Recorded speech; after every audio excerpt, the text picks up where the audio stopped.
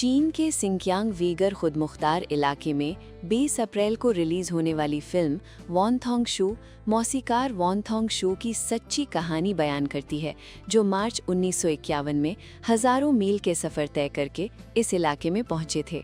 वहां मौसीकी के इस माहिर ने 70 बरस से जायद उम्र की वीगर मौसीकार तुर्दी आहून की पेशकर्दा 12 मकाम की रिकॉर्डिंग की।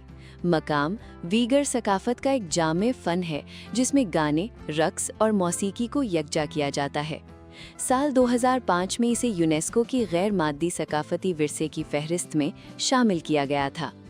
12 मकाम को इस फन की सबसे नुमाया और नुमाइंदा शक्ल समझा जाता है, जिसे मुकम्मल तौर पर गाने में 20 घंटे से ज़्यादा वक्त लगता है।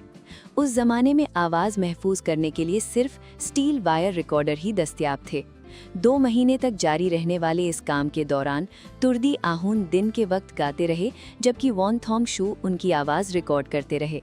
रात के वक्त वॉन और उनकी अहलिया इस मौसीकी को तहरीरी धुनों की सूरत में मुंतकिल करते थे। इस मेहनत के इख्तिदाम तक तुर्दी आहून की गायकी से भरे 24 रील तैयार किए जा चुके थे। 12 मकाम की जमा की गई मौसीकी की तहरीरी धने और उनके साथ मौजूद रिकॉर्ड्स साल 1960 में शाये किए गए, जिनमें 320 मौसीकी के हिस्से और 2990 शेरी मिसरे शामिल थे। इस अशात ने 12 मकाम को ज़बानी रिवायत से तहरीरी शक्ल में मुंतकिल कर दिया। आज वेल्लोर मकाम का फ़न खूब फ़रोग़ पा चुका है और पहले से ज़्यादा जिंदा और मुतहरिक नज़र आता है। सिंकियांग आर्ट्स थिएटर के मकाम आर्ट ग्रुप ने सकाफती तबादले की परफॉर्मेंसेस के लिए 30 से ज़ायद ममालिक और ख़ित्तों का दौरा किया है।